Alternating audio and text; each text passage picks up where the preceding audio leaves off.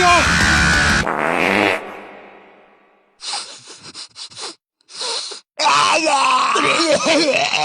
Teenagers.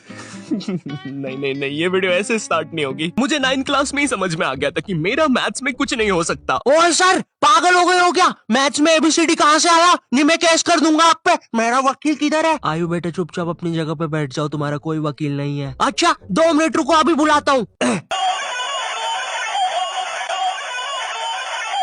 कर दिया मैंने मैसेज, आ रहा है। मैथ्स पर मुझे बचपन से ही भरोसा नहीं था। स्कूल यूनिफॉर्म में ना मेरी माँ ने मेरे को बचपन से बड़ी ही पहनाई है, और ऐसा भी नहीं कि 1-2 नंबर बड़ी, सीधे 4 या 5 नंबर बड़ी। स्कूल में जो बच्चे होमवर्क करके नहीं आते थे ना, वो मेरे अंदर आके ही छुपते थे। इतने बड़े कपड़े। छुपे रे भाई, बहुत जगह है यहाँ पे तो। अरे तुम दोनों?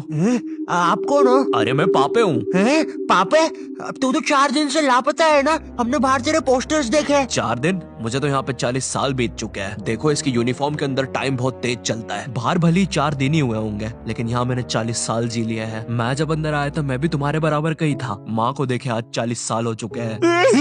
पापे 4 दिन से गायब है मेरा बच्चा, कुछ खाया होगा कि नहीं? मुझे याद है मैं बचपन में वो चौड़ा सा हुक वाला बस्ता लेके स्कूल जाता था, जो साला आते जाते गेटों में फंस जाता था। लेकिन इस बस्ते में एक बेस्ट बात तो थी यार, ये जो आइट साइड से एरोप्लेन के पंखे निकले हैं ना, ये इतना कूल डिजाइन पता है क्यों बनाया था? बच्चों के उड़ने के लिए। अब मुझे पता है तुम मेरे पे यकीन करोगे ही नहीं। रुको, चल कूद के बता। भाई पक्का नहीं मुझे चुपचाप।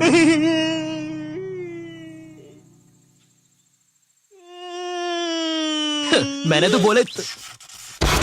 अरे बाप रे, अब तो लाइट चली जाएगी। मुझे अपना फोन चार्ज पे लगाना चाहिए। टीनेज में ना तुम्हें तुम्हारी इमेज की बहुत ज्यादा परवाह होती है, लेकिन तुम्हारे माँ बाप को उससे घंटा फर्क नहीं पड़ता। उनके लिए तुम अभी भी रात में छुप के सूखा बॉर्नविटा खाने वाले बंकू हो।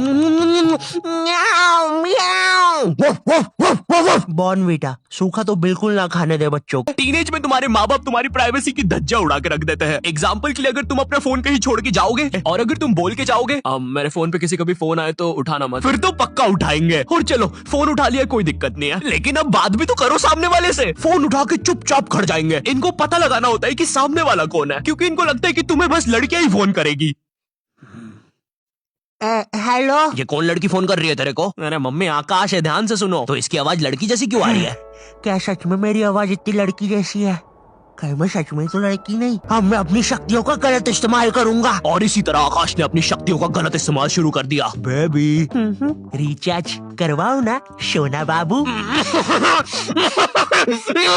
विंगाडियम लेवियोसा।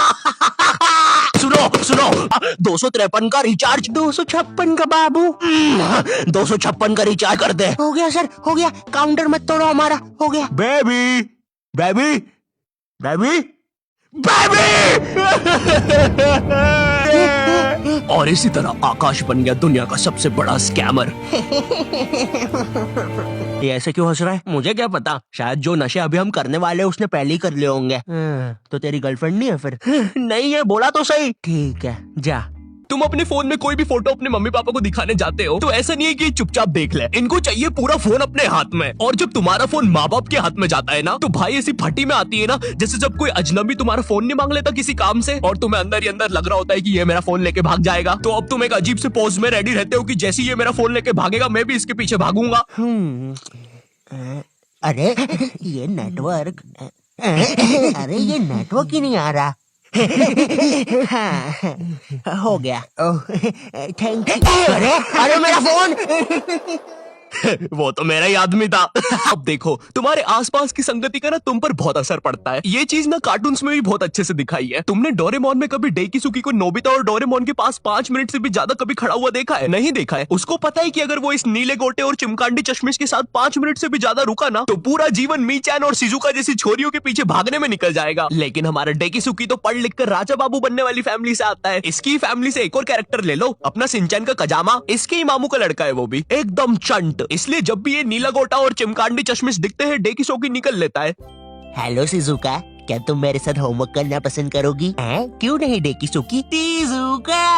ओए शिजुका, क्या कर रही है? अरे नोबिता, मैं और डेकिसुकी अपना होमवर्क करने जा रहे थे। वैसे तो तेरी औकात के बाहर है, लेकिन क्या तुम भी हमारे साथ आओगे? रुको शिजुका, वो क्या है ना, मुझे मेरा बाप जो कि आज तक कभी शो में नहीं दिखाया है, उसका कुछ जरूरी काम आ गया है तो मुझे जाना होगा। Bye bye. अरे ये तो चला गया। कोई बात नहीं शिजुका, हम लोग भी कबाड़े वाले की दुकान से ही आ रहे थे ये रॉड लेके। इससे मैं उस जियान की दूंगा। खुद को समझता समझता क्या है साला? हाँ नोबिता, मारो जी आन को। अबे ओ नीले गोटे, ज्यादा हिले मत वरना फेंक दूंगा।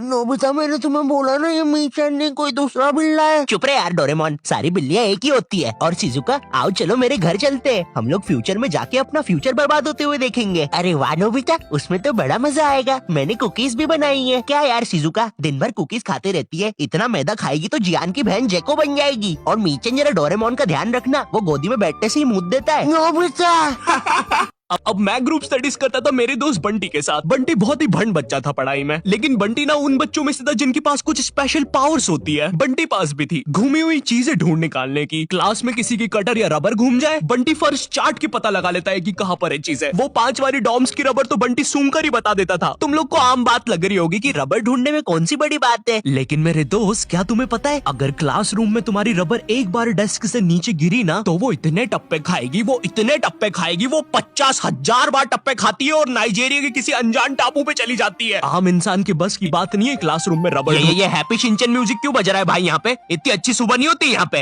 ये एडिटर किधर है? कह रहे सेमड़े, तेरे को बोला ना उल्टे सीधे म्यूजिक मत लगाया कर वीडियो में, समझ नहीं आती। प्लीज कोई पुलिस को भेजो, ये मुझे मोमबत्ती के चटके लगाता है। एग्जाम के एक दिन पहले बंटी और मैं साथ में ही पढ़ रहे थे। हम दोनों बहुत टेंशन में थे। मैं इसलिए टेंशन में था क्योंकि ट्रिग्नोमेट्री में जितनी तेज चीजें बदल रही थी उतनी तेज तो मेरी जिंदगी में इंसान भी नहीं बदलते। हे दोस्त, क्या तुम मुझे वो कप दे सकते हो? हाँ क्यों नहीं, 1 मिनट, ये लो। Thank you.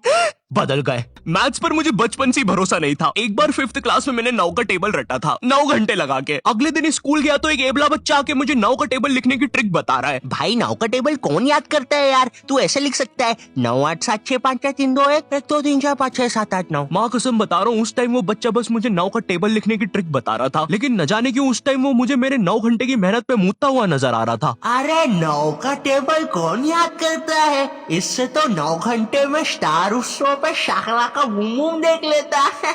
और दूसरी तरफ बंटी है जो कि एग्जाम के दिन इस टेंशन में है कि उसको 5 रुपए की बूमर के साथ नरेश भैया ने हैप्पी हैप्पी स्टिकर्स नहीं दिए। क्या बात हो सकती है, नरेश भैया और मेरे तो संबंध भी अच्छे हैं। अरे ओ भंड इंसान, पढ़ाई कर ले वरना बाप मार मार के बूमर बना देगा। अबे उसमें मारने की क्या बात है, 2 मिनट रुक।